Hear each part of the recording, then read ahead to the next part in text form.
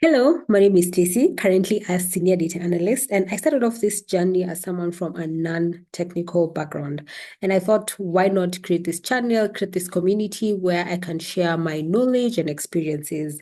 So today specifically, I'm going to share with you guys my knowledge in SQL, uh, not Excel, Google Sheets, and Power BI.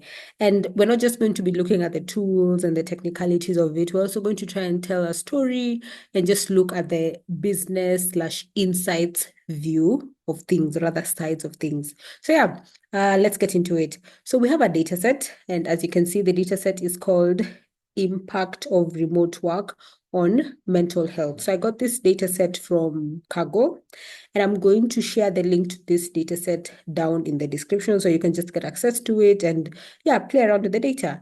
So here is the project plan. So we're going to, first of all, take some time to understand the data, do some data cleaning and feature engineering if necessary, because sometimes your data could be clean, sometimes your features could be straightforward, not always the case.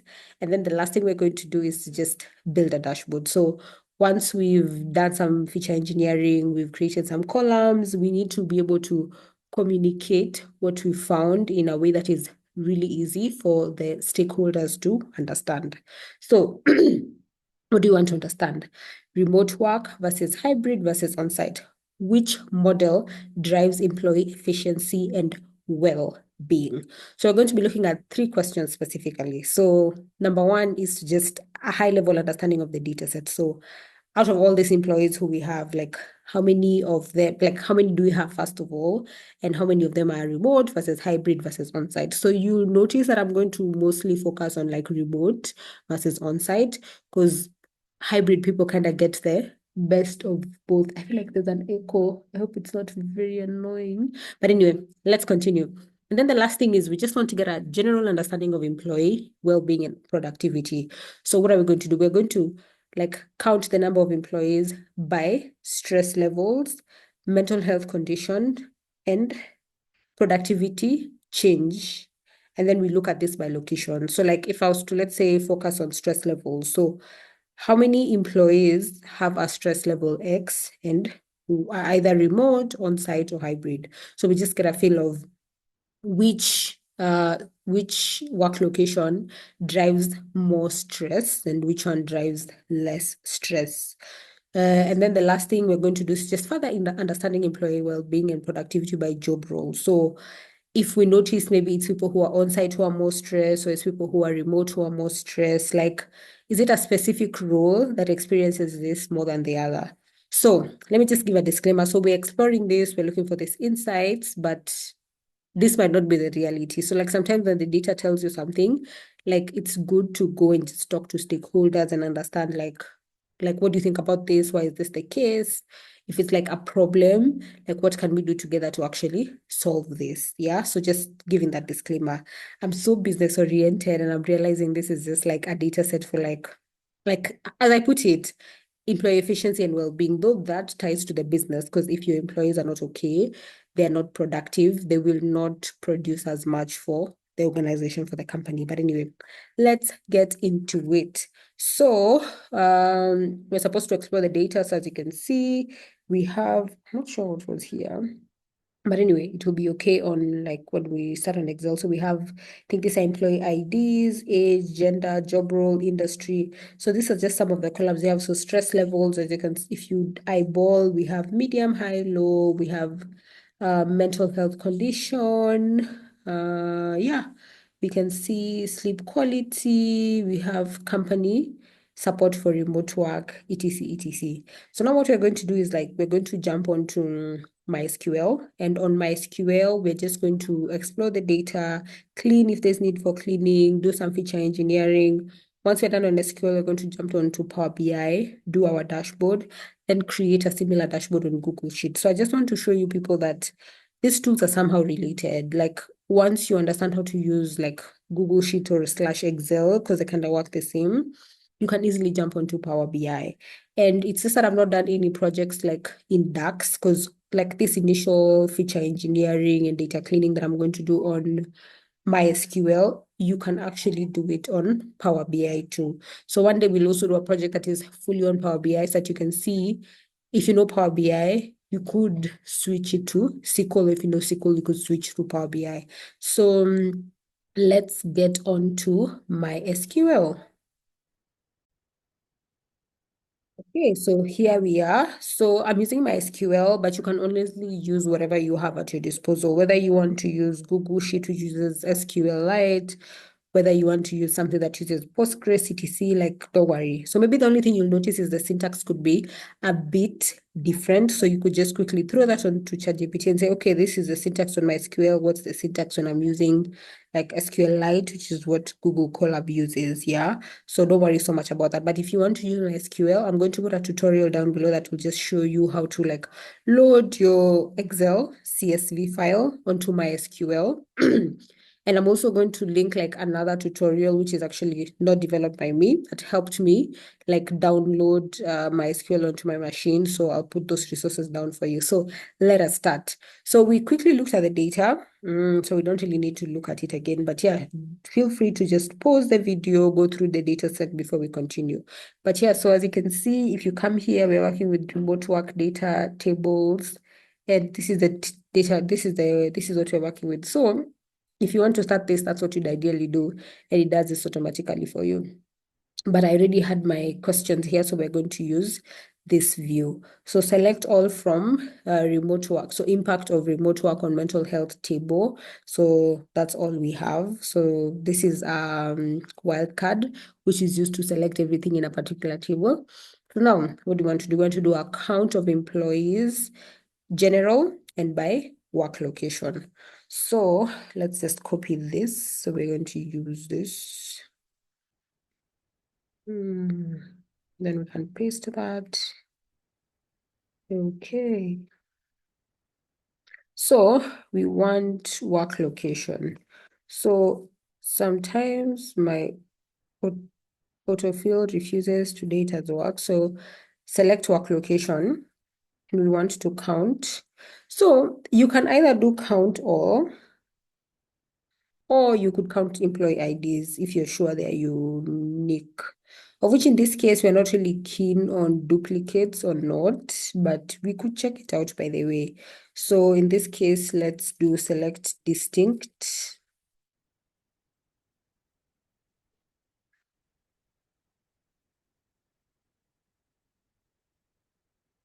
Employee ID, field employee ID as number of employees. So yeah, then since we are working with an aggregated column and aggregated column, we need to group the aggregated column. So you can do group by work location, or since this is located like this is the first column, this is the second column, so you can do group by one. Then let's run that. So there we go. As you can see, we have 1,649 people who are hybrid, on-site 1,637, remote 1,714. So if you want to like do a sum, you can do something called roll up, yeah? So I know in Postgres, so I use Postgres more than I do like my actually I don't use my SQL at all. Like I started learning my SQL to okay, I don't say I started learning my SQL because once you know one, like SQL is SQL, the difference in syntax is very small. So I use Postgres, and in Postgres, you'll just do like brackets roll up, but this thing is different. So here I think it's with roll up, yeah. So what this is going to do is it's going to sum for us so we can see how many it rolls it up. So as you can see, we have a total of 5,000 employees here. So keep that in mind. So we have a total of 5,000. So if we remove this distinct, yeah, so you can Google what select distinct does, but it's just basically if there are two IDs, so like there's ID Stacy twice, so let's assume the IDs are our names. So if Stacy appears twice, it will only be counted once. So as you can see, even when we remove the distinct, we have a total of 5,000 employees, meaning this data set has no duplicates, yeah? So what do I want to do? What do I want to do? Okay, this is probably a long long method, but I want to label this, yeah?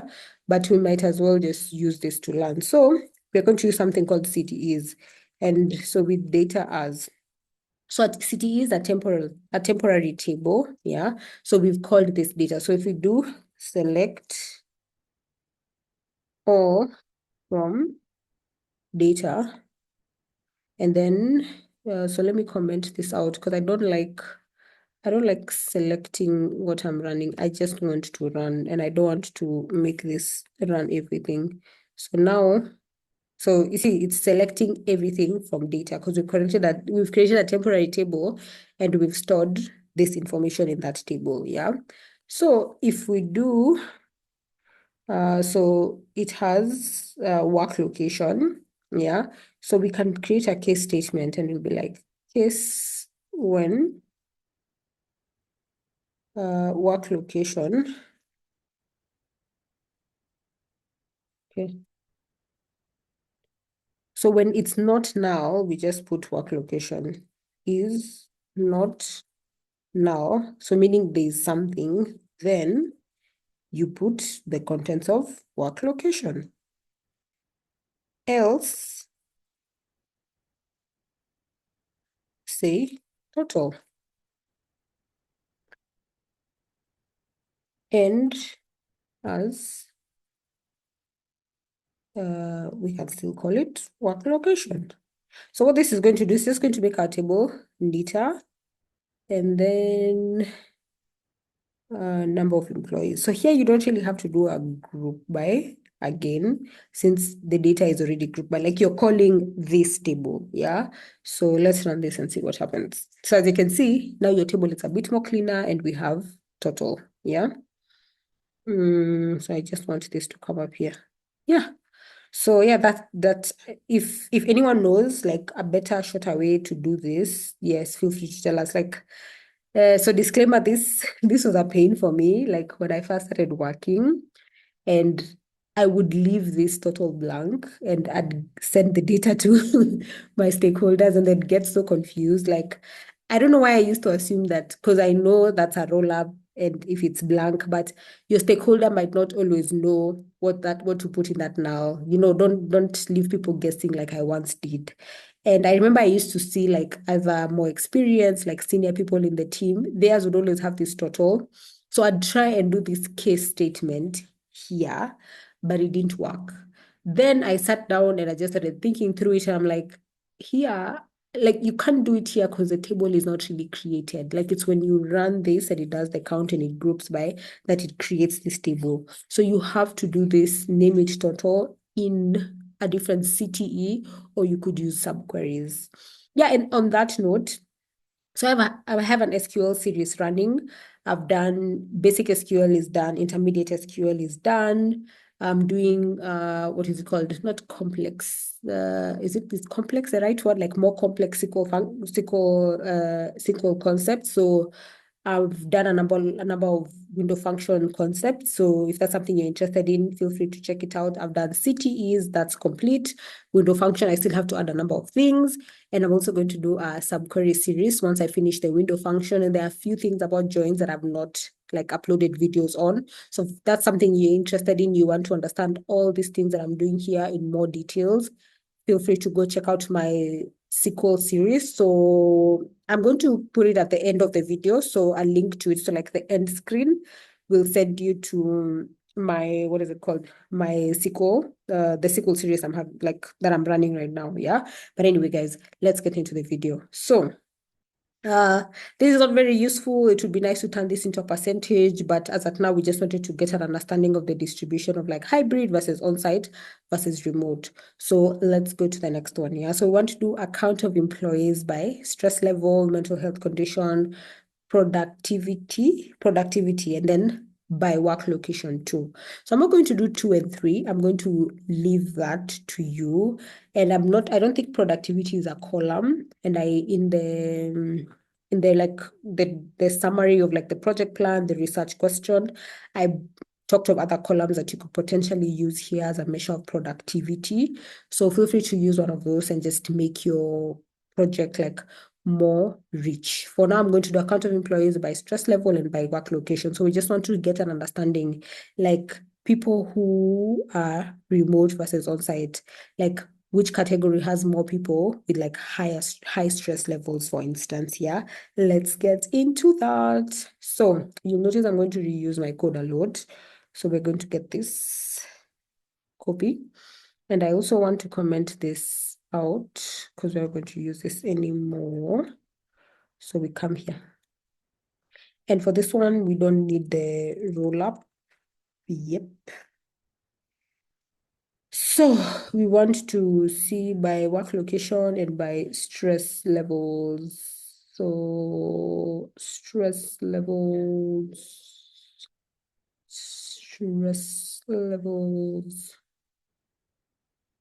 Okay, so work location and stress levels. So we can run this again. And we can also save this. Oh yeah, so now, because we have two non-aggregated columns and one, so we have to group by one, group by two. So you can also just write the name of the columns instead of using group by one, group by two. I'm getting into that habit of late. So you guys, side note, I started using DBT.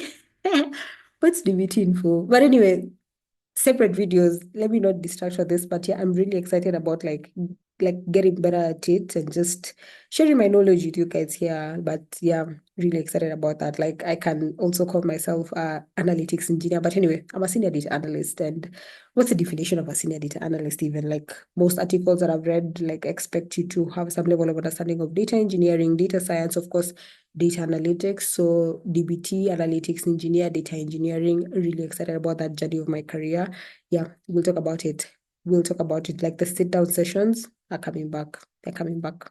I just need to take care of my like sound, lighting, camera situation. Then I'll be back with good quality. Anyway, so this is what we have, yeah. But this is not very useful. You could actually carry this onto Excel. I mean, Google Sheet. Sorry, if I say Excel just now, I'm meaning Google Sheet. We could actually carry this onto Google Sheet the way it is, or Power BI the way it is, and we could actually manipulate, like use count if, sum if to like do like more summarizing, more feature engineering, but we're not going to do that in this case. We'll just do it all here. Then when we go to SQL, we go to Excel, Google Sheet, like everything is ready. Yeah. So we're going to use CTE here. And as usual, I will start with data as, so this is our temporary table. So select all from data. Let's run that. Okay.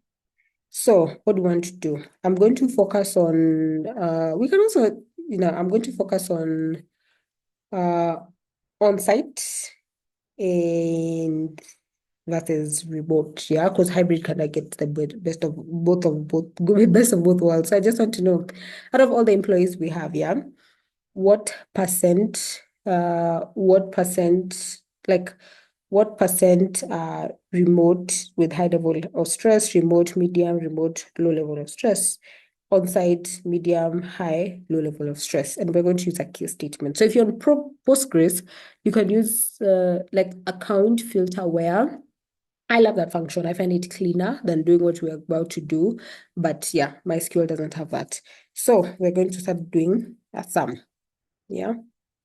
But this sum, we're going to do a sum of case when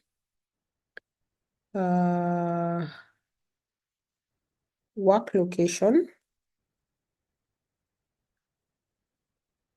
is equals to remote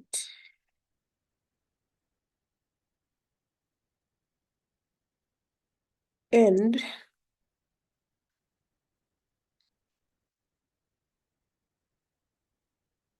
stress level is equals to, such with high, then you get the number of employees. else 0, then we end it there. Yeah. So let's run this and see what we're going to get. But I need I'll use one at the top. Okay. So very dirty title, 590 people. Yeah. So I'll use this. Nah, this is messy. So we can comment this out because I want this. And then we run this. Then we can come back to this. Okay. So as you can see, we got the number of, so the total number of employees who are remote and have a high stress level. Yeah. Then, let me actually just do it for all cases. Okay. So we'd want to take medium, and then we'd want to take low, and then we can take Onsite and just save it here. Yeah. So, and we'd want to divide this by number of employees. Yeah. So let's try to run that and see what happens. So divide this by number of employees times 100. I want to cut this short. So I don't know where. Anyway, I can cut it short there. So we can just do as percent. So we can just say percent remote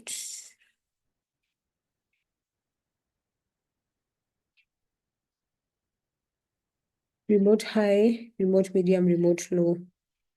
And then as remote medium. So this is the count, but this is not the final, so that's why I'm leaving it like that. Then as remote low. Yeah. So let's run this and see what will happen. I'm specifically concerned about this because there's some like data cleaning that we need to do here.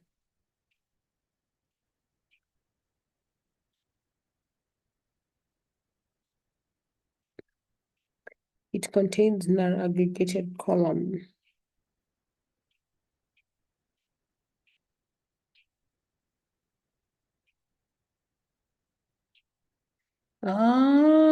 This is not aggregated. So everything here is aggregated. This is not aggregated. So we also have to do some number of employees. Yeah.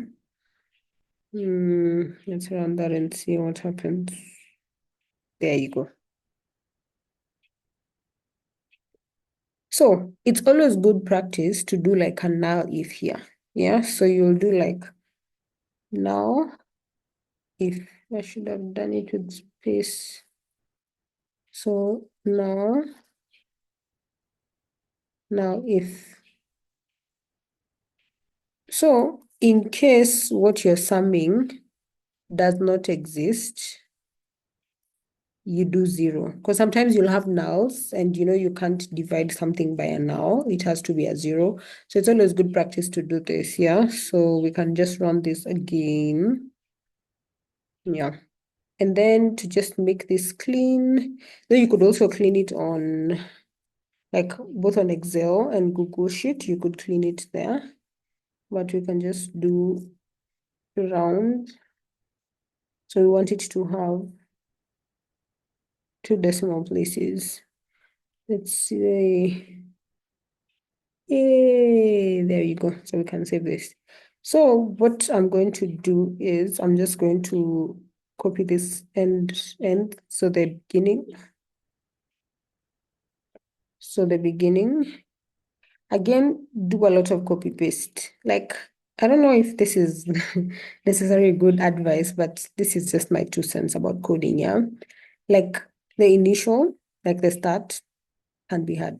Like it can be really hard.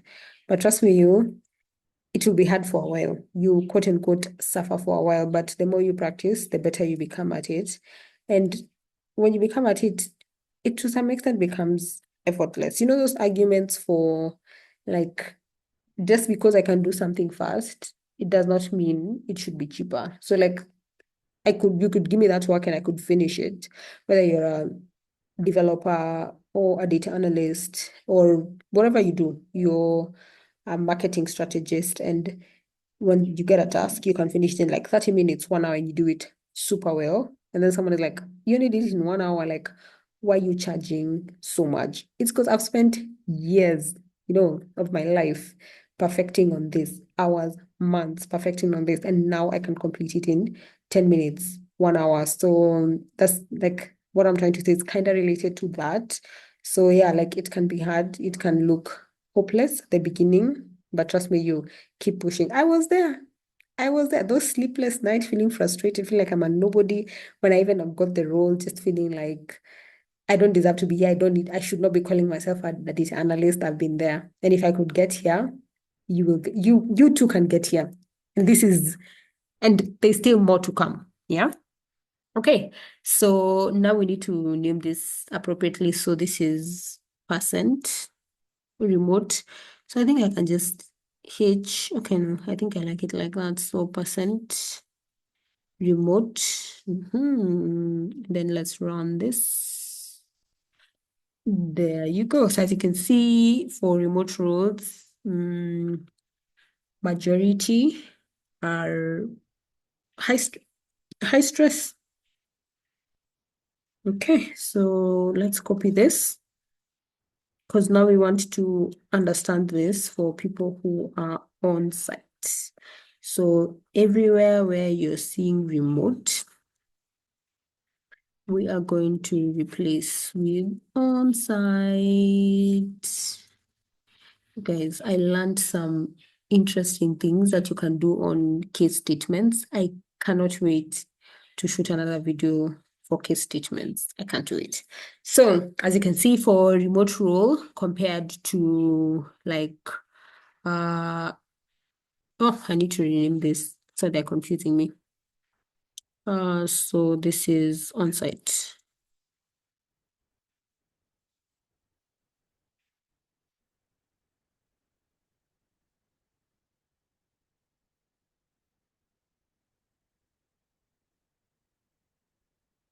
So as you can see, remote role, 11% of people out of all the employees, 11% of them have high stress, while only, what is it called? Only 10% out of all the employees, only 10% are, what is it called? Only 10% are high stress. So you could argue that there are, as a percentage of all the employees, more people who are remote are experiencing higher stress level compared to people who are on site. And most people who are on site actually have low levels of stress. Yeah. Yeah.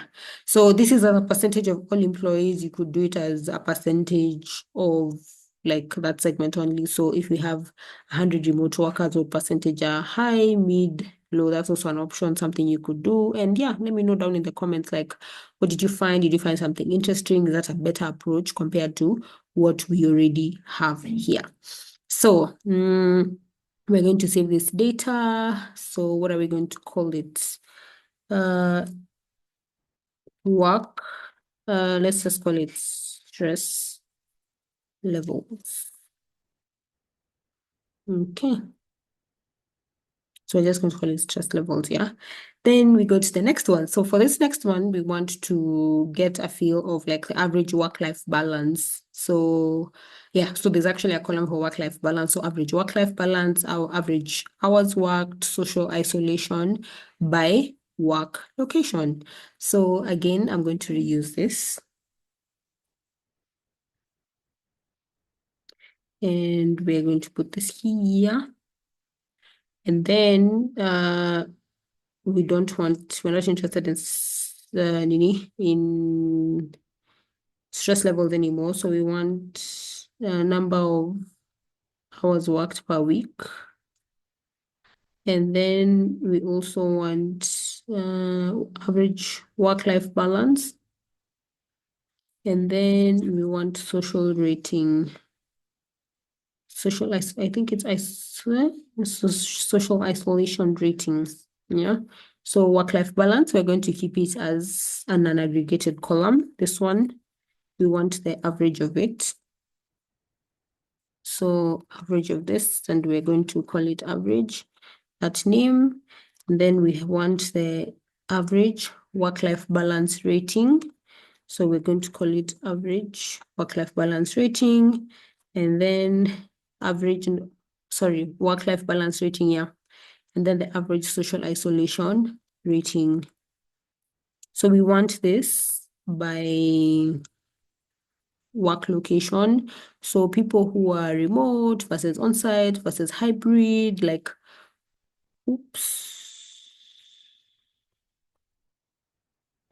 people who are remote,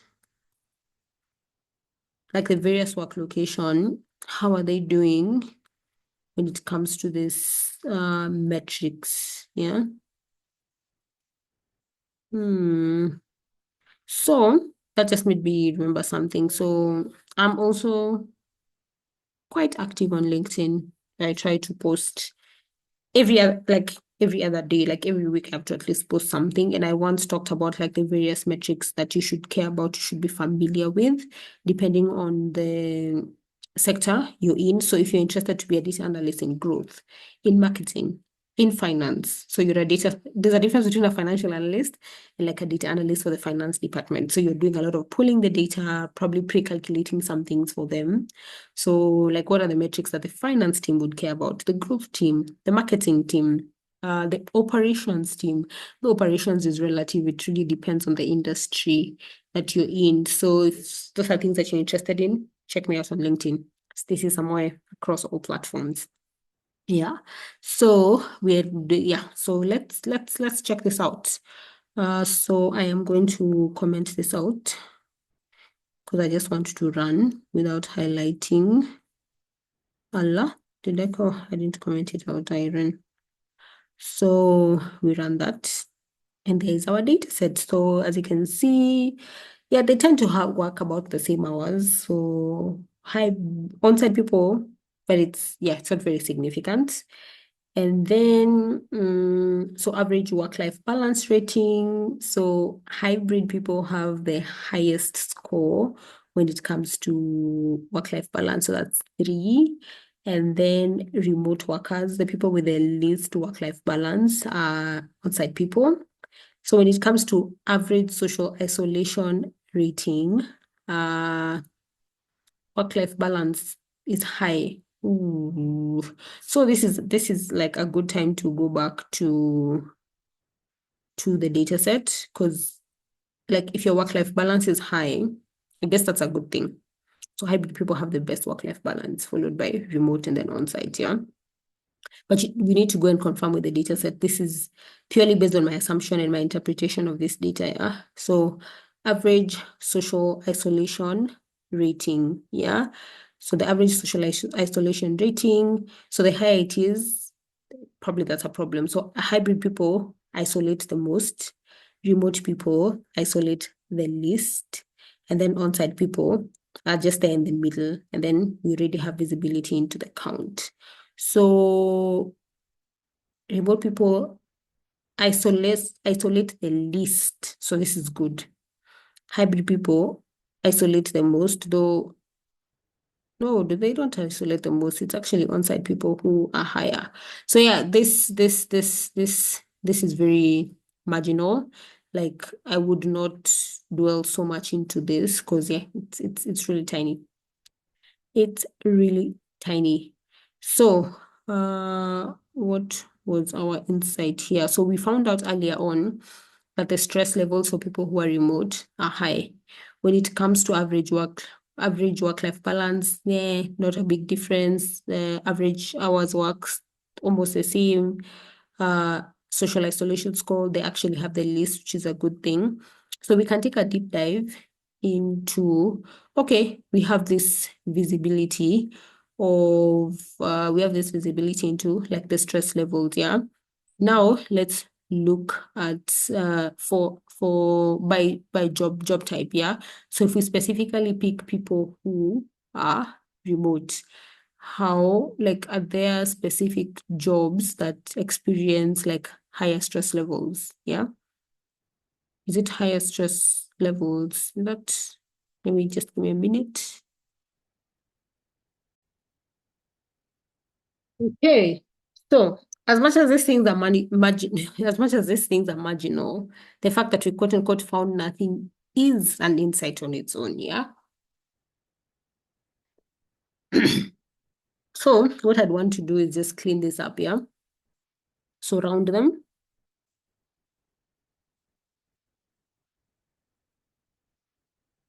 So we want it to be to two decimal places, same to this, two decimal places.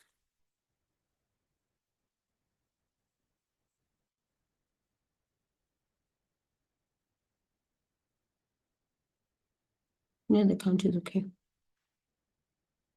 So we can run that, yeah. So again, average hours worked per week, nothing there really. Average work-life balance. So we can see hybrid people have the highest score, followed by remote, and on-site have the least score. Difference is very marginal, but yeah, we could still probably put that into our dashboard, because even if there's nothing, like the fact that there's nothing, you can say there's no relationship when it comes to average work-life balance so much. But let's put it in a visual, yeah. And then average social social isolation rating. So the higher it is, the worse. So hybrid and on-site people tend to isolate more. Uh, Remote people, not really. So yeah, now I'm particularly interested in like remote people. Like I'd want to understand, okay, the work-life balance is about the same, yeah, but is it the same across various job groups? So we can get this, duplicate this.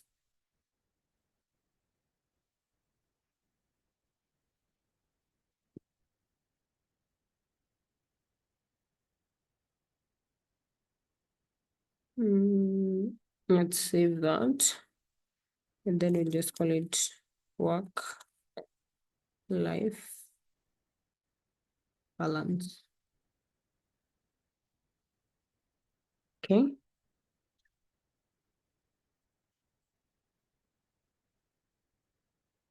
So we're going to comment this out. And then we're going to come here and we're going to run this. Oh, sorry, we've already run that. So we're interested in, I'm curious, like, okay, work-life balance is about the same, regardless of whether someone is remote, on-site, etc. But how does it look like across various job roles? So are there specific job roles that if remote, they're more stressful, if on-site, they're less stressful, etc., etc. So we have two non-aggregated columns here. So we need to group by one, which is the work location, then group by two, which is the job location. And then we run this. So, and we're going to order by, so we want to order by average work-life balance. So and we're going to leave it like that. So when you don't indicate anything, it's automatically descending. So it's going, not descending, ascending, you know. So from the lowest to the highest. So average work-life balance. Uh, let's see.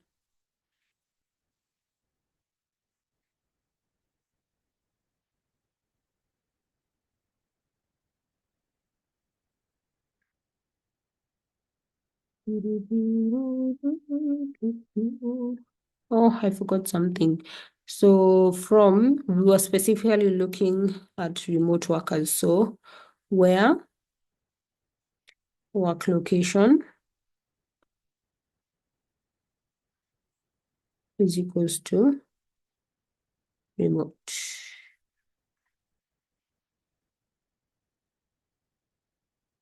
Okay.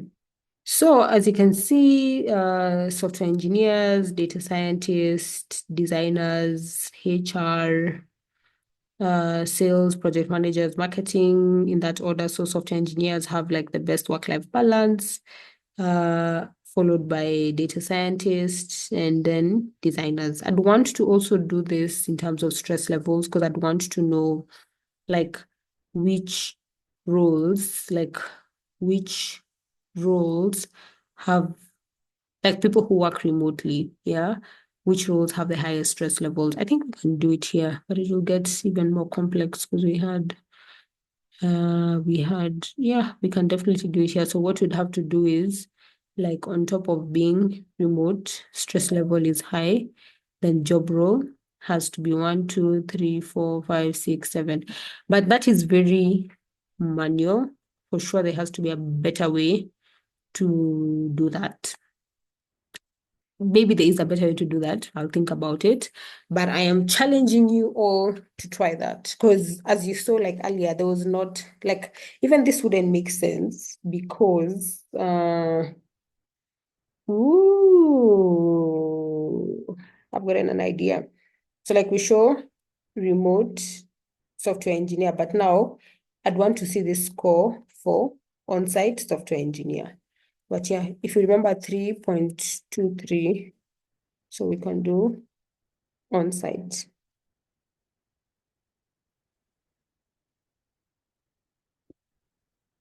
Work-life balance is less.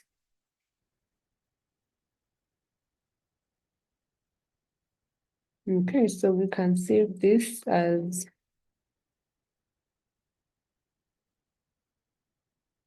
on-site.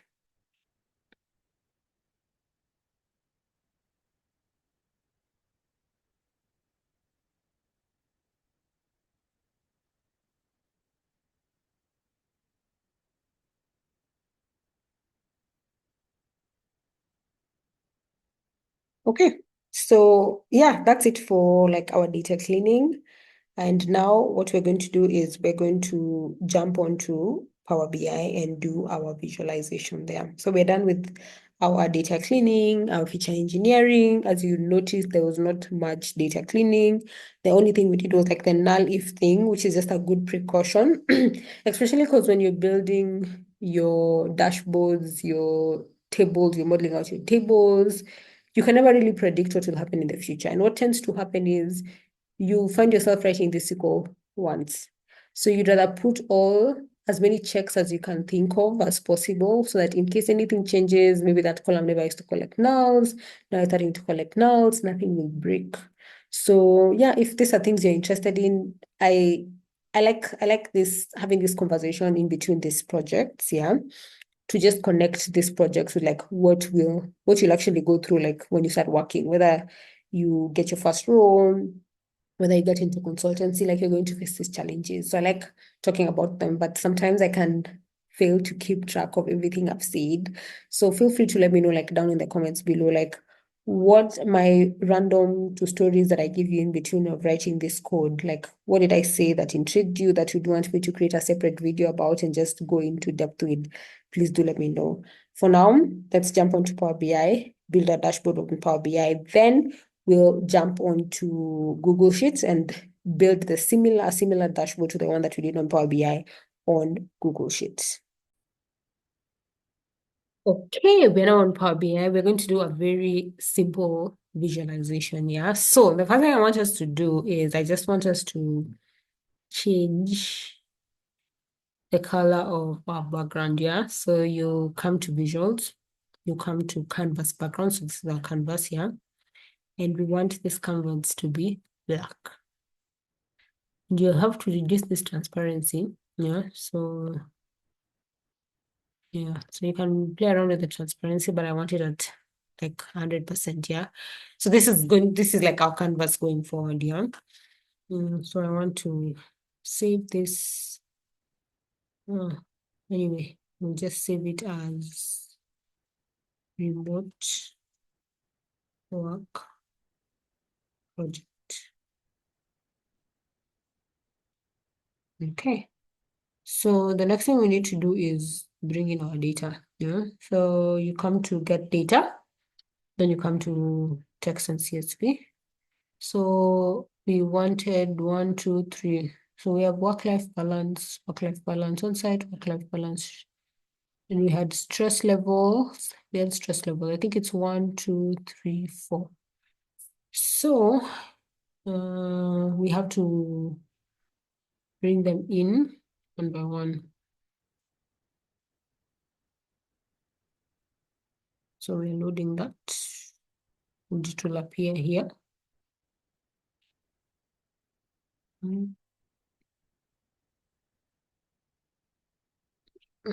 Okay, so I'm just going to pause this and load all of them. So as you can see, it's appeared here. So I'm just going to pause this and load all of them, but it's the same procedure. Go to get data, come to text and CXV, go to wherever you saved your data from.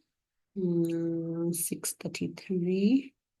Yeah, so work-life balance, open, let it load. So let me load the rest quickly.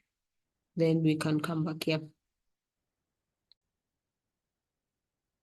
Okay, so we have our data sets here, and we are going to, let's just run to them. So stress levels, remember all these calculations we did together. And then, so work-life balance, didn't really get much insight here. Then we decided to look at work-life balance by job role. Yeah, so this is for people who are on site, and this is for people who are remote. So we're going to do very simple dashboard. We'll start by having our title here. So for title, we use a text box. So we need to name our dashboard. Then we're just going to visualize like stress levels for people who are remote versus on site. And then we'd want a card to just give us a count of all employees, count of employees who are on site versus count of employees who are remote. And then lastly, we'll just visualize like average work-life balance and for people who are on site versus people who are remote. Yeah. So yeah, let's do that. So what are we going to call our dashboard? So this is remote versus on-site work location. Yeah. So we'd want this a bit bigger, let's say 18. Oops. So we'd want this a bit bigger, let's say 18. Let's use Arial. Want it in bold, and I'd want it in light gray if this is too light, since our background is black. So I'd want this in black too. So effects, background, black. Yep. So I'm not feeling this gray. Let's do this one. Maybe we make everything remote versus inside work location. So maybe we make this uppercase. Probably not a good use of my ChatGPT, but I'm just quickly, I know you can't see this, sorry about that. Change to uppercase. Not a very good use of ChatGPT, but yeah, it's like 7 p.m. now. Um,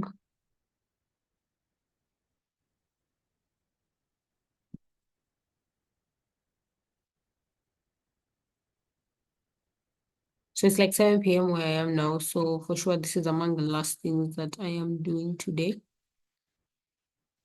So I'm not really wasting my ChatGPT.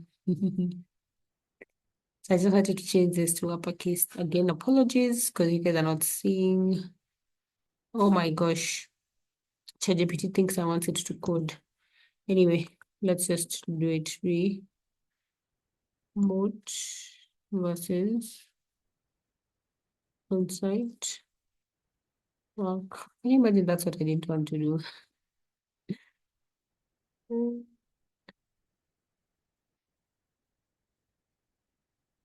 Okay. We could center align this and take it to 20. Then let's leave it at that. Like we'll figure out if you want to like play around with it once we've added our visualizations. But I'd want to make this a bit longer. Okay, so what's the first thing we want to visualize? We want to look at our stress levels. So we want to see stress levels for on-site people versus remote people. So for this, we're going to use a pie chart. So on-site, on-site, on-site, on-site. So we want high, medium, low. Yeah, makes sense. So I'd want that to end exactly there. Okay.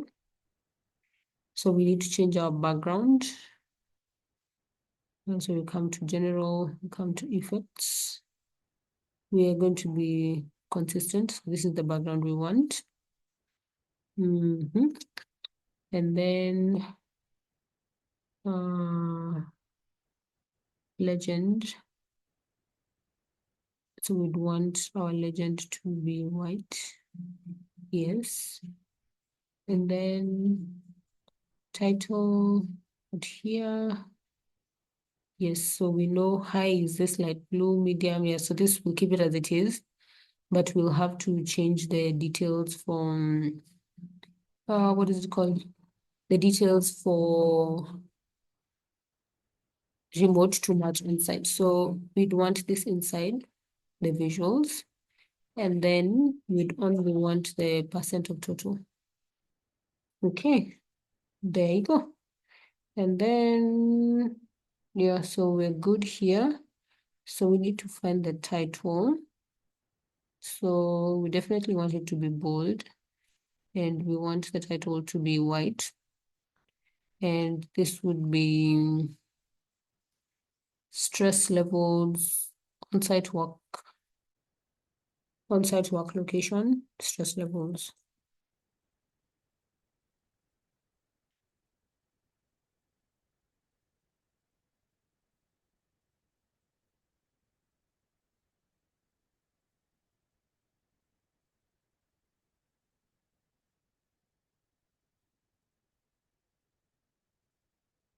Oh, we want to center line it and let's make it 16.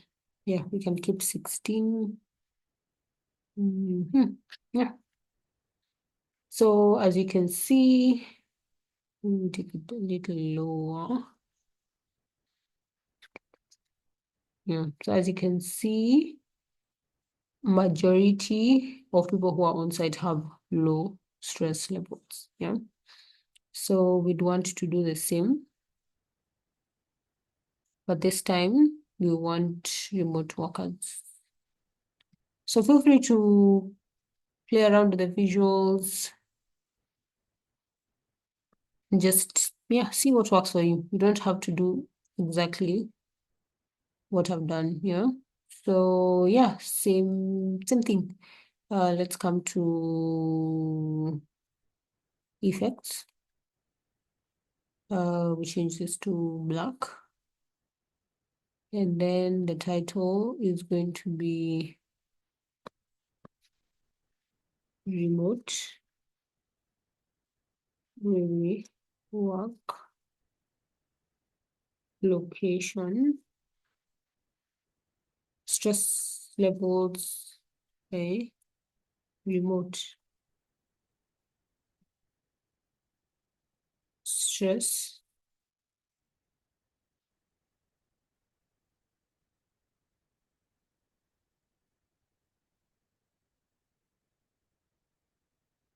my work location. So we're also going to change that title. So we made it bold. We made it 16. And we made it white. And we center aligned it. Yeah. So I'll just come back here for uniformity.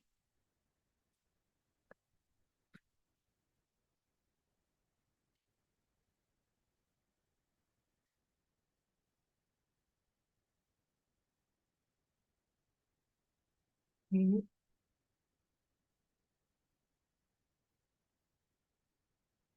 Mm. So I want the text to also be white. So it pops. Title, slicers. So orange is low. So we have to change this to orange. And then high is light blue. Then medium, dark blue. There we go. Then we want this inside. And then we want this to be percent of total. And there we go. So I'm wondering if this is better.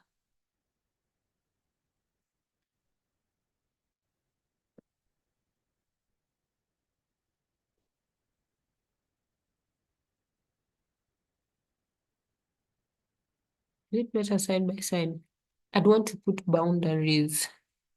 Where are the boundaries?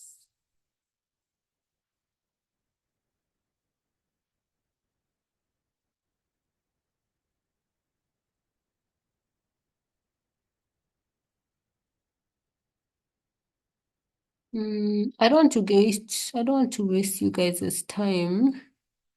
So let me just Google how to put boundaries visual border. Yeah, so should we try white?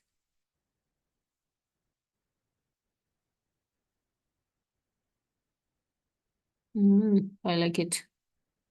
Though I'd want to make it thicker.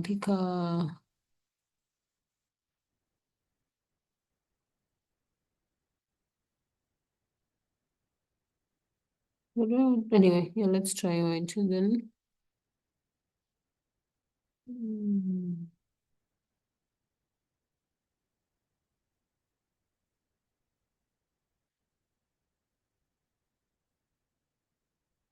okay, I actually like that.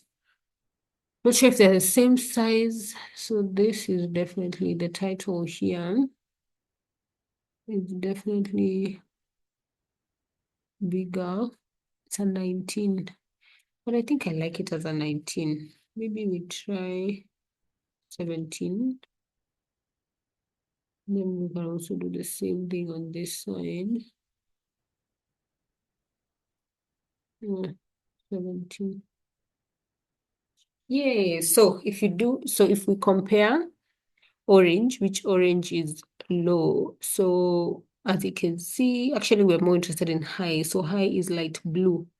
So stress, like remote workers who have a high level of stress are 34% of the population, which is all the employees, compared to 32% of people who are on site. So this clearly tells us that people who are remote have a higher level of stress compared to people who are on site. Any hypothesis about this? So I have a hypothesis about this. Like I've done both, like a hybrid role, a remote role, a fully okay, so there's nothing like fully hybrid. Like I've done a hybrid role, fully on-site role, and a fully remote role. And one thing that I struggle with remote roles is like when to disconnect. Like even with hybrid, I kind of struggle with that because my hybrid role is I don't really have to be at the office at like if we start at 7 or we start at 8, I don't really need to be there at 7 or 8. Like I just need to be there for like if there's something important, if there's a gathering, then I need to be there. So what I end up doing is like if I naturally wake up early, so I wake up at like 5 or 6 a.m. in the morning and then I'll start working. And then it's time to clock out if it's a hybrid day that I'm fully remote that day, like it's a hybrid day working from home. What happens? I can find myself working till midnight, working till like, yeah, wee hours of the night. I'd also find myself skipping meals. But when I am on site, if it's lunchtime, it's lunchtime. Even if I'm continuing to work, my colleague will be like, ah, Stacey, it's lunchtime. Let's go, you know? So that's one hypothesis I have, like when you're remote, especially if you're remote and you're someone who like lives alone and you don't have someone to keep you in check. And even if it's your family, they might not necessarily know what to do in terms of keeping you in check. Because I've seen this with like my parents, like whenever I work from home, they're trying to respect my time, give me the peace and quiet that I need so that I can be able to like work well. So what would end up happening is if it's lunchtime, like they would prepare the meals and like bring it to my room. And then someone comes and checks in on me like 2, 3 hours after lunch, I've not eaten. So I guess there's that sense of community that keeps you in check, that forces you to take breaks. Also, like if it's time to clock out, like 5:30, 5 p.m., whatever time you clock out, like it's time to clock out.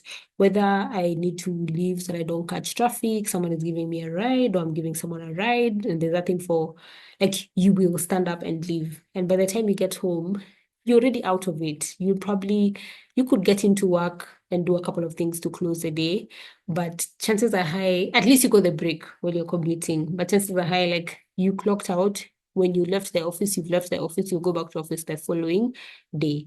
So I think just having that sense of community to kind of keep you in check, and you don't have it when you're working remotely. It takes some level of, I don't want to call it discipline, I don't know what it is. So that's my hypothesis as to why people who are remote could have higher stress levels. You'd find yourself literally working those 8 hours plus no break. Yeah. So, what do I want to do next? We want to look at, so we know that the people who work remotely have a higher stress level, yeah? So we want to use work-life balance as a proxy here. So which particular roles have like higher or lower work-life balance? So the lower it is, that's more problematic, of course. So, okay, but I actually like this size. Okay. Okay, so for this one, I want us to use horizontal, oops. So make sure to click out. So I've just done a control undo. So make sure to click out. So in this case, we want to get average work-life balance by job role. And it's already ordered for us. I wonder if this chart will give us a better view. Yeah, this definitely gives us a better view. We can try a couple of others and see if it makes a difference. Mm,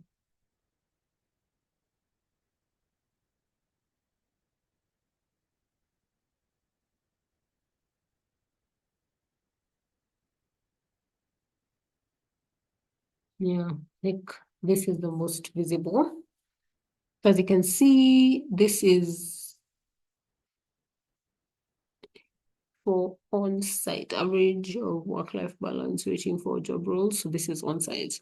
So salespeople have the highest work-life balance when they work on site. And being someone in tech, I'm honestly more interested in like what's happening with like data scientists, software engineers, and designers. Yeah. So let's click out, get the same visual. And this time we do average work-life balance by job role.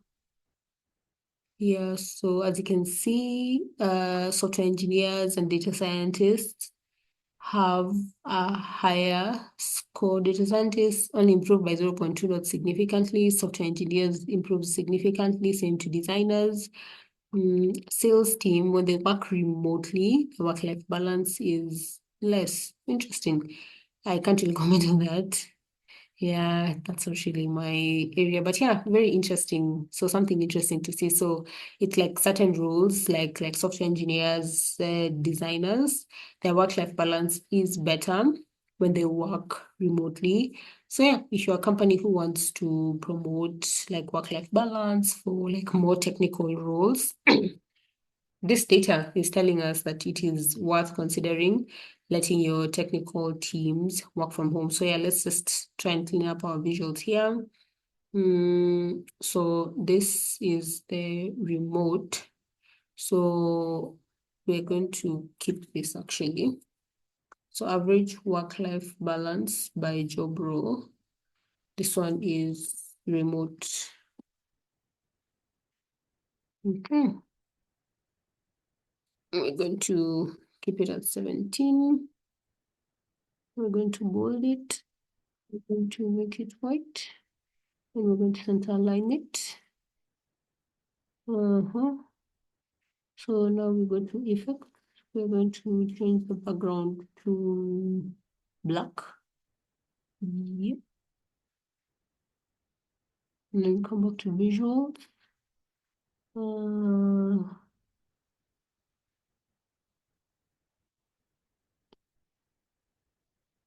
If we try,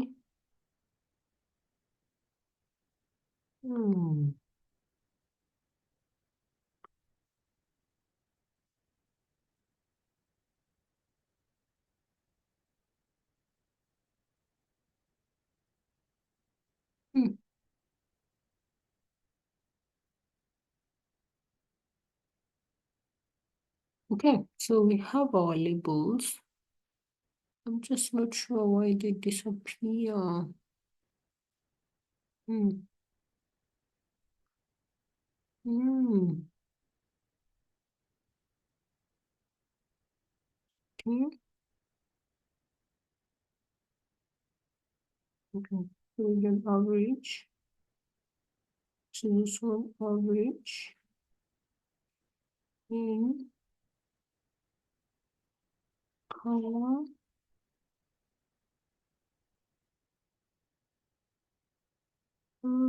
Or this should not be affected because okay. So inside center, yeah, that's okay.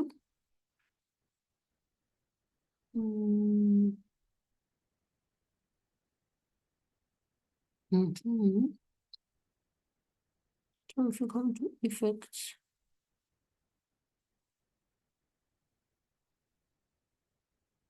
I want to make this work.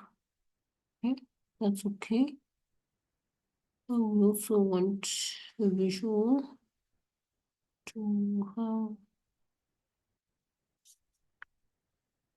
Oh, we need to turn it on. So we want it to have white border. 4 point. Then we can come back here. Category levels. Okay, good. My values disappear. Okay, let's one because it's here.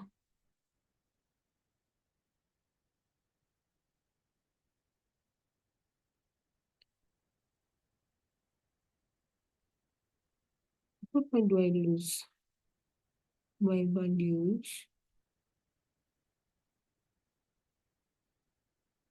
Like they're okay there. And then when I come to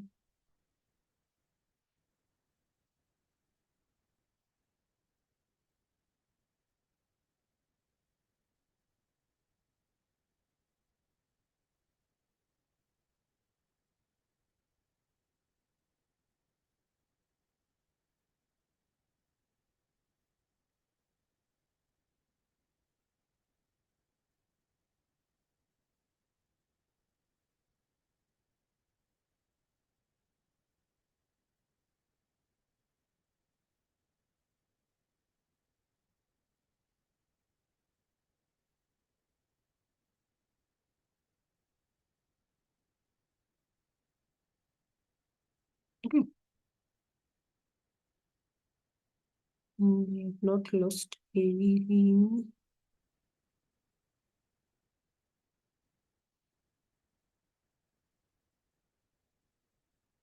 We're good. So we come to this one.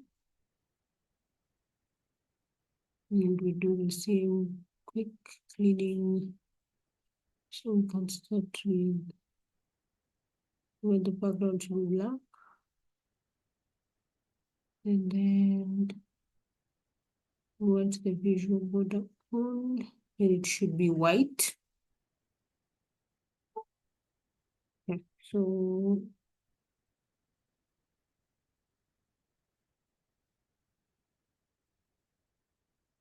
okay, so we leave it at that here. And then we come to data labels. So we did the category labels to change to white. And then the conversion rate labels to also change to white. And do we want to change the color of our bars? I think I like it. I like them like that. Yeah. I like them like that.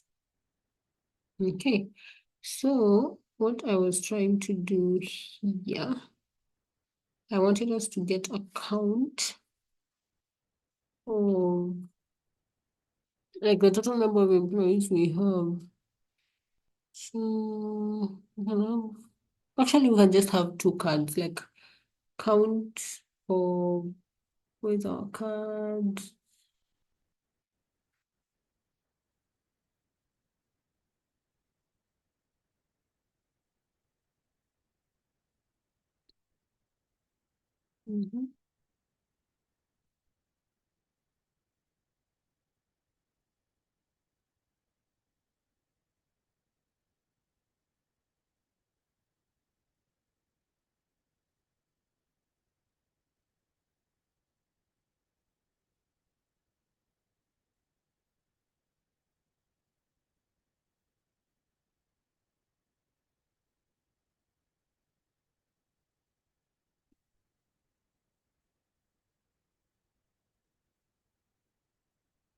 So I want us to have a count of people who are remote.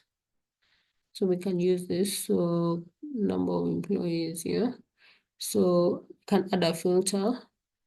So you use this section, drag here. Then here we want people who are remote.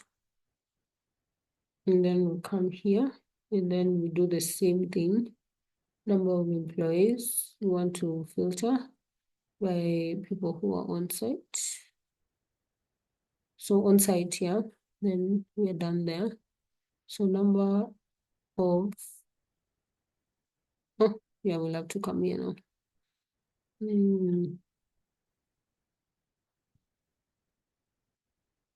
So what's this? If this is not the, then you need the title.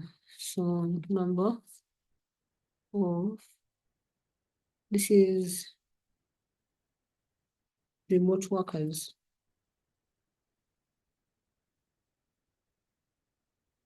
So I'm going to type it's remote employees. And then this one is number of on-site employees. Center line. Yeah. You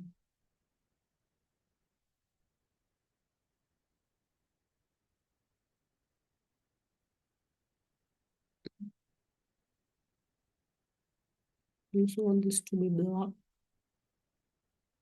You can come back to the title, make it white.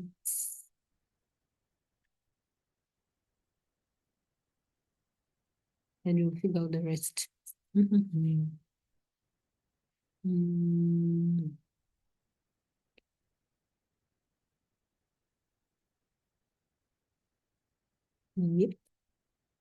figure that out.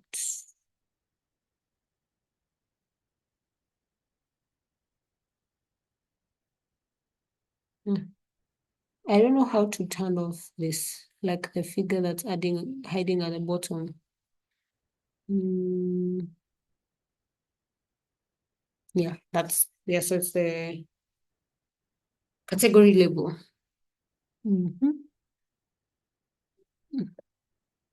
So I'm going to put by putting up this category label because it's really irritating me. And then We want this to be white. Then we come to effect, and we want the background to be black.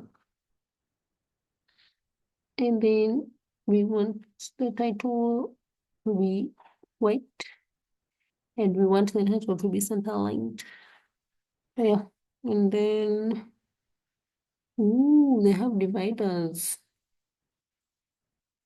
You can take blue, white. Ooh, so that's what the divider does. Look at me discovering things with you people and getting so excited with you people. I wanted a boundary though. I thought like if anyone here has used Sigma, you know that the boundaries on Sigma work as dividers. So just give me a minute. I plug in this laptop. So we don't lose our work. Okay. So where do I get boundaries? Yes. Yeah.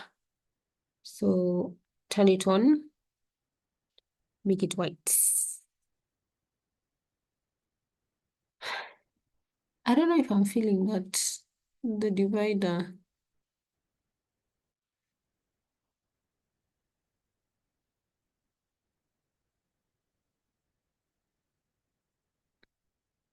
Maybe I make the divider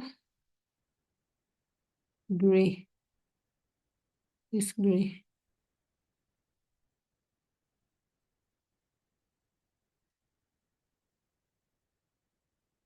Anyway, yeah, let me not obsess too much on the beauty.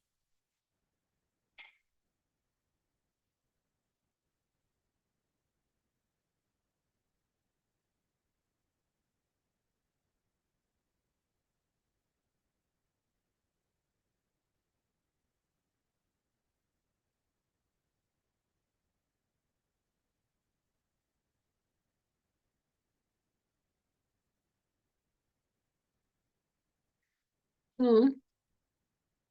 Just want to make this bigger.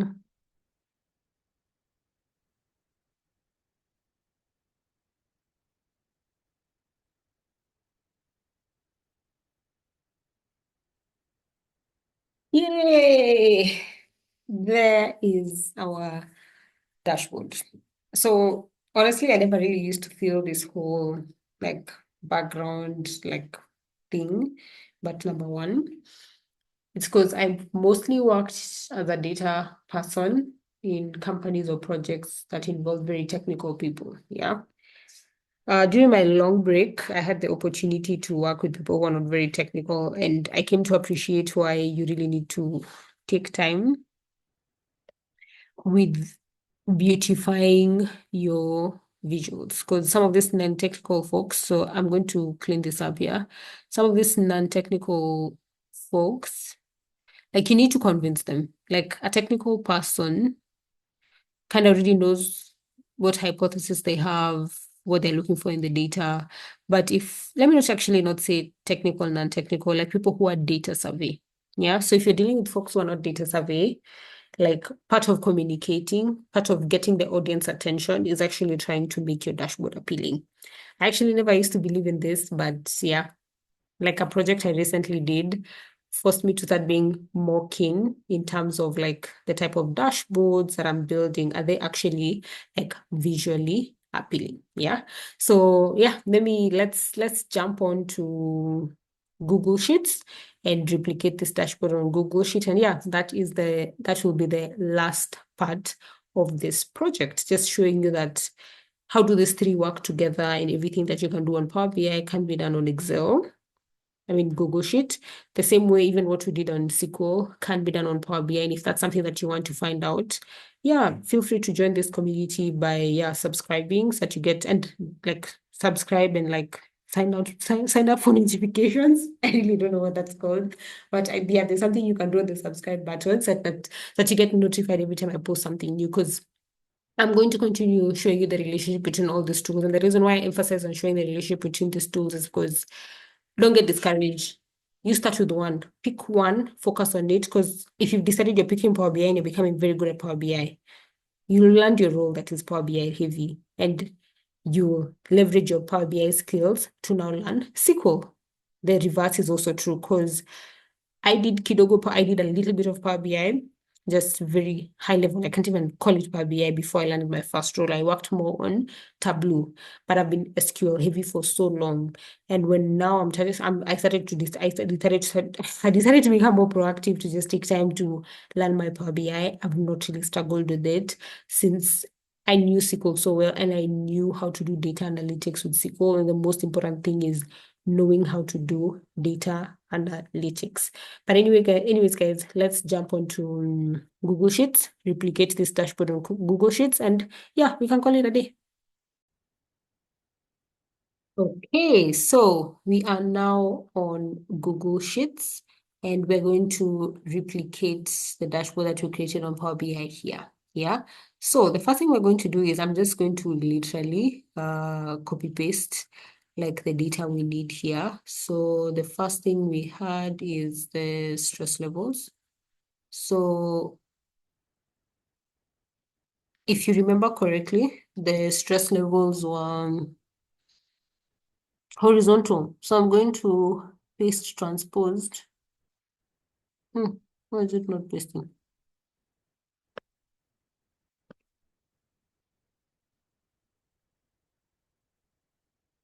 Okay, but I want to, if we cut, I want to paste special. Okay, we'll keep it like that. Why is it refusing to transpose? Ah, does it want me to transpose one by one? Transpose, yay. It wanted me to transpose one by one. Okay, so that will be easier for it. You guys. So I mentioned something about like a project that I was part of, where that project tried me. But that's a story for another day. But one thing I really appreciated about that project is it really challenged my thinking when it comes to like tables. Like I used to do a lot of manual things and I just let's say I never used to think like a data engineer. I never used to think about the easiest and most dynamic way to create a table in a way that if it changes, I'm not doing a lot of manual work here. So I really appreciate that. And my plan is to just take time, absorb everything that I've learned, and just bring all that knowledge to you guys here. Yeah. So yeah, this is our first table. We're going to call it uh,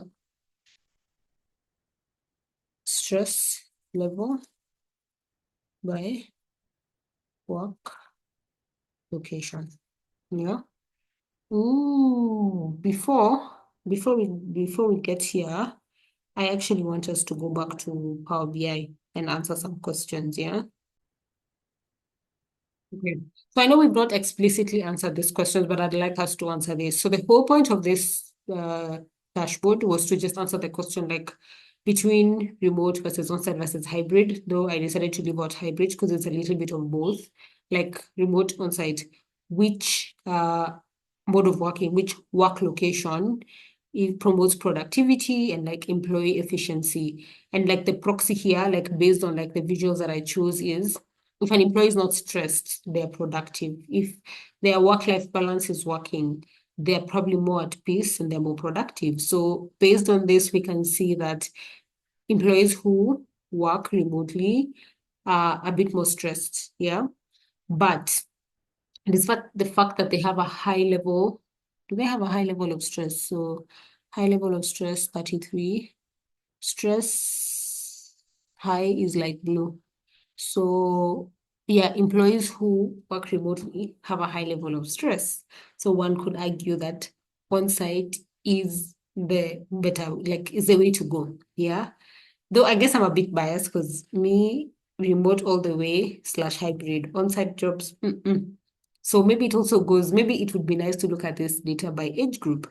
Is it people who are like older and they've been working on the like with the on-site model for so long, so they're finding it hard to transition to remote, other than what the other ones who are struggling? Like that's a good question that you could answer. But based on this, on-site is the way to go. But yes, despite the fact that people who are remote like have higher level of stress, it also varies depending on their job role. So for example, a software engineer who's remote has a higher score when it comes to work-life balance compared to a software engineer who is forced to go, who not forced, who has to go to the office.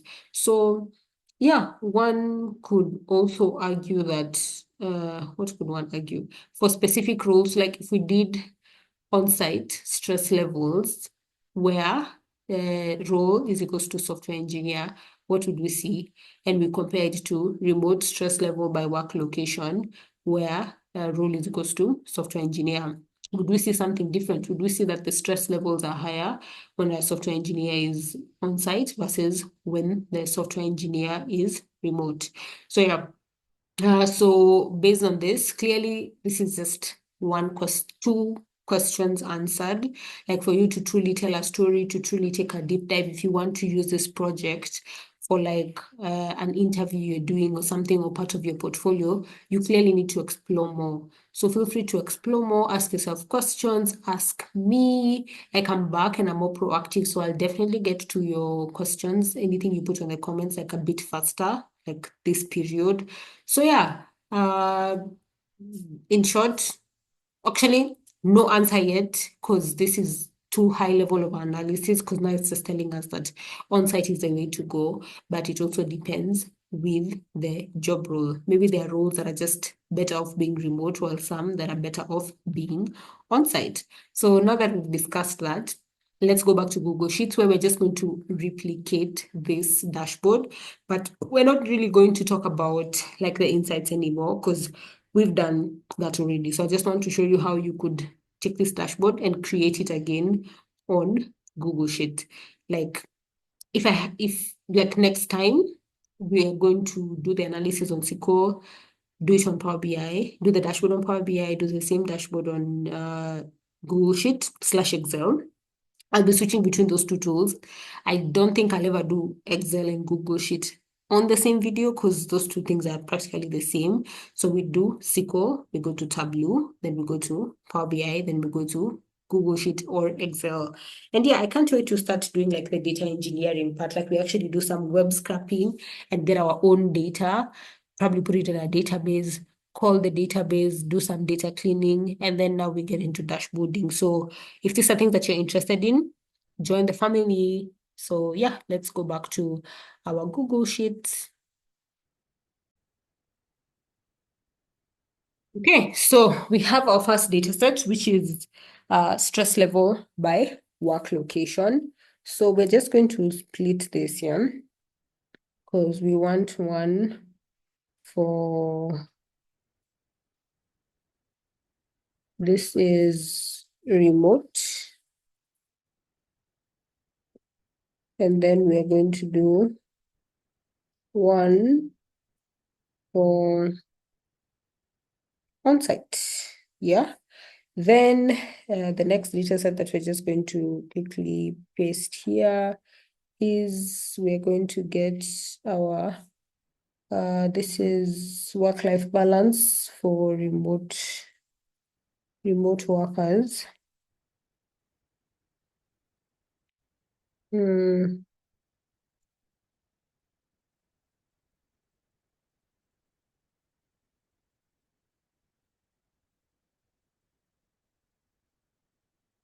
Yeah, we didn't need this column, but anyway.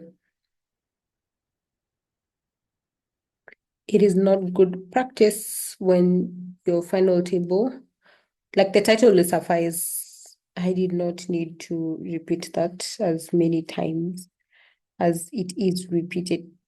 Insert row above. So guys, we're going to get better at this. This thing of copy pasting is going to go away. We are going to, I really want to build on site. I really want to build like a full, like proper, like end to end data project.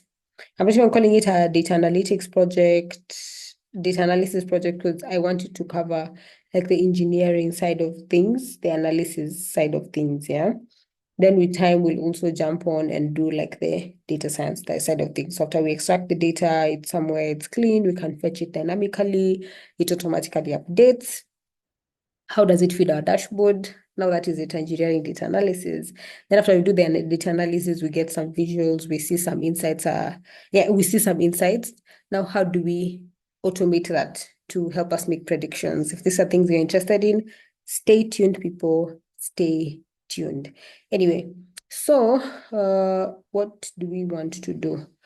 The first thing I want to do actually is I want to change this to white. So I want it to be white. Hmm?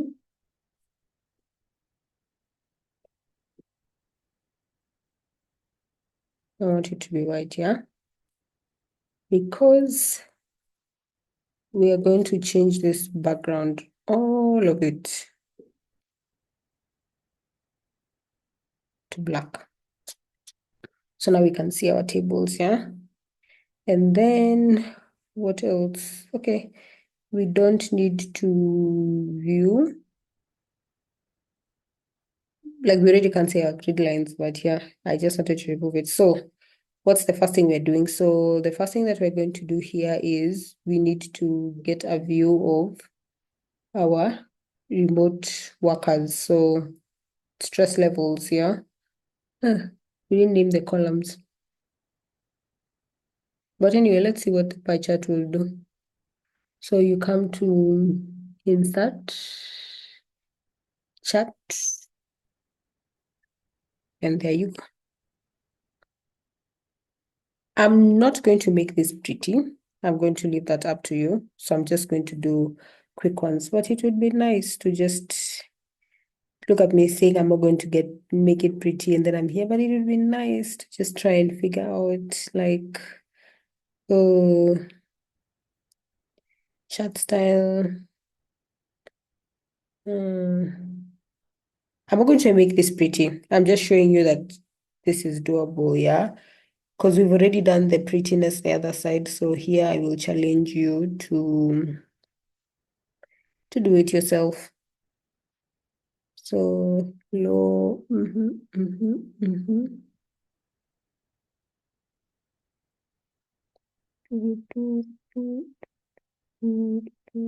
Yeah, we're not making it pretty. Yeah, I'm just demonstrating how this can be, done here.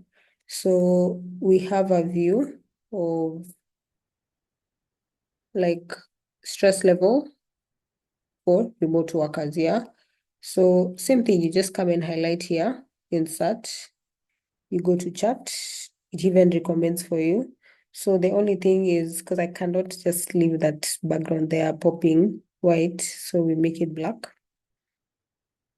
And then it's the legend that I'm interested in. So ideally you'd have to make everything white, including these percentages. And then you'd have to add a title.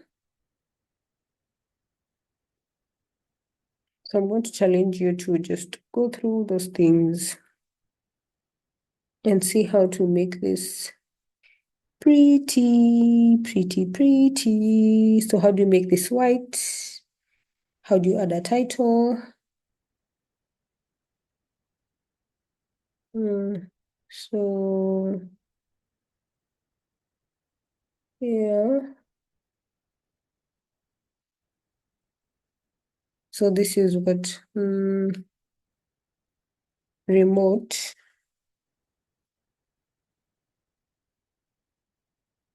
stress level by work location. And then we'd want this to be white. And I'd want it center aligned. So since I've done it there, look at me. I have a problem, you people. I'm saying here, I'm going to leave it to you people. I'm not going to do it. It's up to you guys to make it pretty. Continuing. Okay, so that's how you create a pie chart. And then, of course, you need to remember to put your title. So we can move this down a bit. So the title, we can insert text box.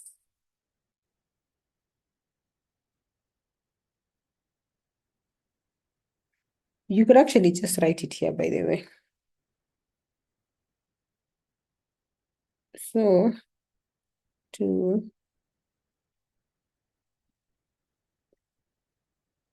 we can actually just merge this,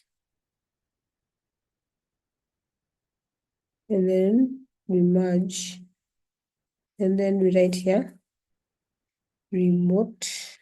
Okay, let's make the text white so we see what we are writing. Remote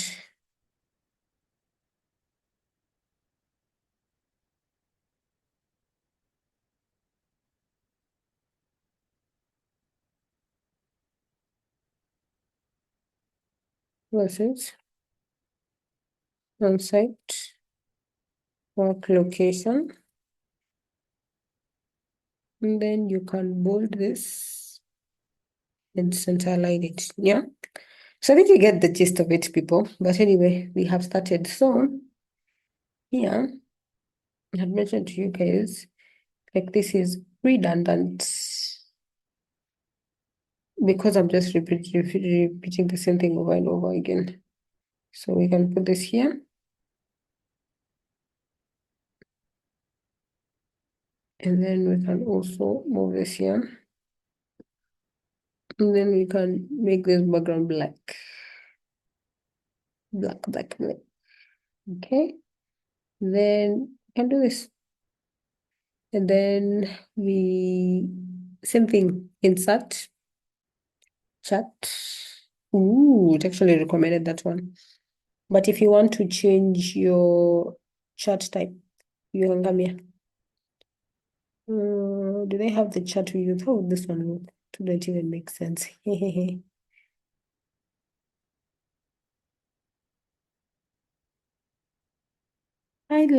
think I prefer the bar chart. Mm, we can try that, yeah. So now this time I'm not making it pretty, guys. I'm leaving it like that for you guys to finish this dashboard.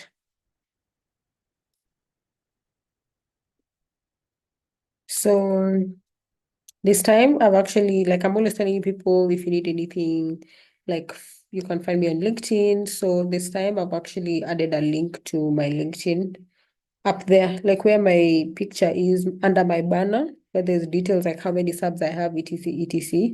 So come to insert chat. I've added my nini. There you go. So you can actually make these things prettier. Like you can play around with these bars, like how do they want them to look? I think I've already showed you how you can change the background color. You can, of course, clean up the title. And then if you want to,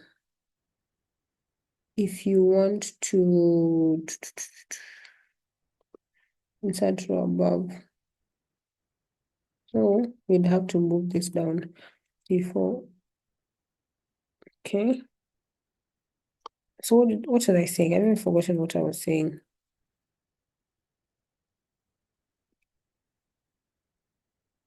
But you get the gist of it. Like you can clean this up, make it a bit more presentable. Yeah. And then for our cards, how are we going to add our cards?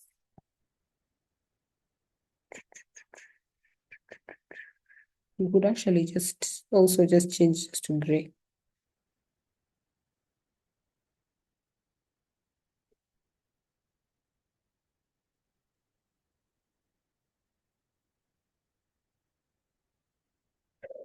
But there's you will do insert a text box here. We can insert a drawing. And then can insert a shape. So it can be this.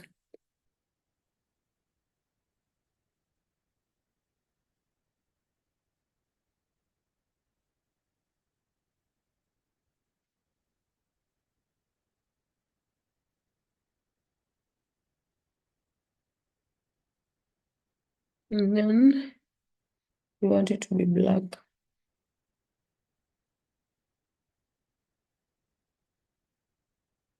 Okay.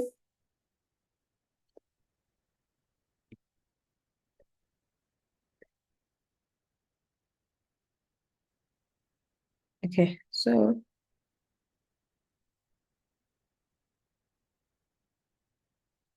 we can minimize it.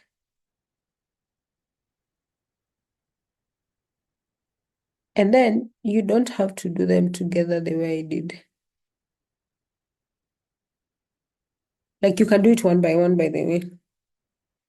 What? The black is not working. We can't see. Okay. Then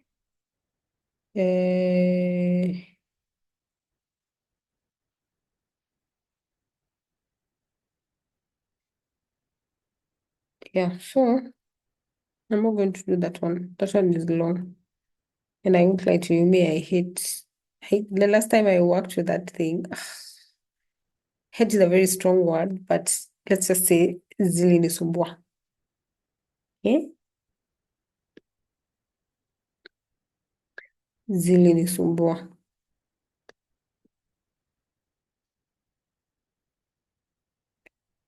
So, but I don't even know why I'm here trying to perfect this, and this is just for demonstration purposes. Like you could decide on how you want to. So we're going to merge and we're going to center align. You can decide on how you want to need this. And then center align. So we had 17, 14, 17, 14 remote workers.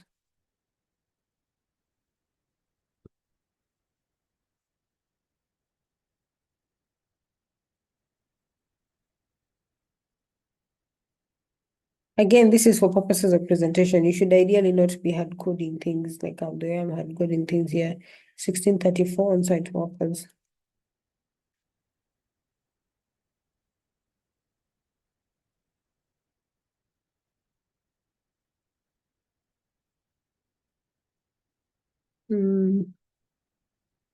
So we definitely want to make this bigger. We want to bold it and then we want to put it in the middle. So we can just okay. So this is not very pretty, but you guys can make it pretty, challenging you to clean this up. But yeah, my challenge to you is to also figure out how you would make this automated. The same way if you come and change any data on this table. See, we lost the data, disappeared. So we want to just hide. What am I doing? Oh, even hiding. Okay. Mm, mm, So what I'm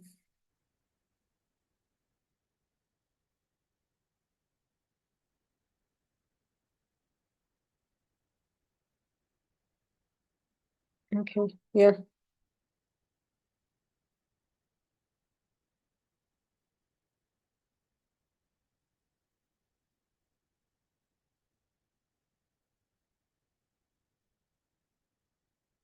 Yeah, but yeah, this is our dashboard, guys. Yeah, so I'm urging you to figure out how to make this automated.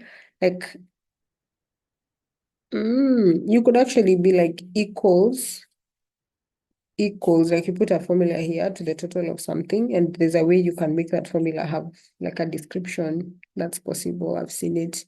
Yeah, but yeah, I was saying, I'm challenging you guys to find a way, like how can you automate this? How can you make this cleaner? And the point of me telling you my LinkedIn is up there. If you actually get time and you decide to replicate this, so that you replicate it on Power BI or you replicate it on what is it called here on Google Sheet, and I'm more interested in this one. Actually, both of them matter. But yeah, feel free to send me a screenshot of what you've done, or if you want to post about it, feel free to tag me, ask me questions, challenge me. Like, what do you want to do together? Yeah, like what else have you added? What do I think about your insights, the thought process? Yeah, let's have that conversation. Otherwise, guys, I've been talking for like almost 2 hours straight. Yeah, let my mouth rest. But yeah, it's always nice. Like I clearly took a very long break for good reasons that I will tell you story time one of these days. And now I'm back and I'm planning to be very consistent on this platform going forward. But yeah, let's just hope life doesn't have other plans for me because opportunities can pop up out there. And for me, the opportunity, it's not just about like the financial benefit, but also like the things I learned. Because the reason why I went MIA for those 6 months, you guys, the things I've learned, I cannot wait to share that knowledge with you. Otherwise, guys, have a nice one. As I mentioned, I'm going to link the dataset down below. I need to link the dataset where you can find it on Kaggle. I'm going to give you a tutorial on how to set up MySQL and also how to upload your data set onto MySQL. Is there anything else I owe you know? Just remember my LinkedIn is up there. So when you follow along on this project, feel free to post about it on LinkedIn, tag me, or just DM me in case you're stuck or need any help. You can, if it's a very straightforward question that doesn't need a screenshot, find me on the comments. And yeah, if you're feeling this, you want to do more of search with me, you want to go on this learning journey with me, as I mentioned below, I've started using DBT and I'm so excited about like showcasing that skill and just, giving you guys the knowledge I've gained. I cannot wait. I am super excited. Feel free to join the family. Otherwise, as I've said, I am very tired. And for those who are new here or old, if you made it to the end, thank you. Once again, my name is Stacey. I'm a senior data analyst with a non-technical background. And the reason why I created this channel, I'm trying to build this community, is because I just want to share all the knowledge I've gained, both the technical knowledge and just like non-technical, how to navigate this industry, how to communicate, how to write a good CV, motivation for you guys. And yeah, that's it for me. Thank you for staying to the end. See you in the next one.